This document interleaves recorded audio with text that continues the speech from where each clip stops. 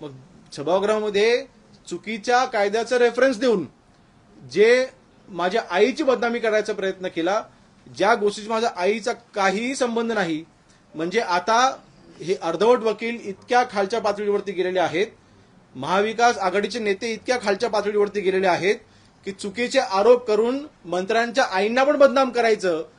आईला तरी ह्याच्यामध्ये आणू नका. इतकं घाणेरडं राजकारण नका तुम्हाला करायचं असेल, भिडा ना आमच्याशी. एवढं घाबरत असाल आणि माझ्या आईची खोटी बदनामी महाराष्ट्रासमोर तुम्ही जी केली आहे, तुम्हाला माफी मागावी लागेल.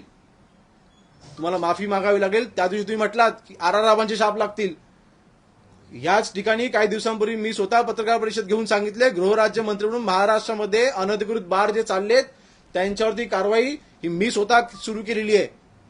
अशा वेळेस जे काही म्हटलं जातंय, म्हणजे जर का माझ्या ह्याच्यामध्ये कुठला चुकीचा हेतू असता किंवा मला या गोष्टी लपवून ठेवायच्या असत्या तर मी कारवाई झालीच नसती. झालेल्या कारवाईवरती मी हस्तक्षेप केला असता. गृहराज्यमंत्री म्हणून आज जे माझ्याकडे पॉवर आहेत त्याचा मी दुरुपयोग केला असता. तसं मी काहीच केलेलं नाही.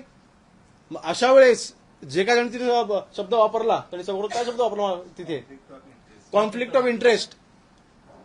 कॉन्फ्लिक्ट ऑफ इंटरेस्ट अर्धवट वकिलांना करायची त्याचा अर्थ माहिती नाही.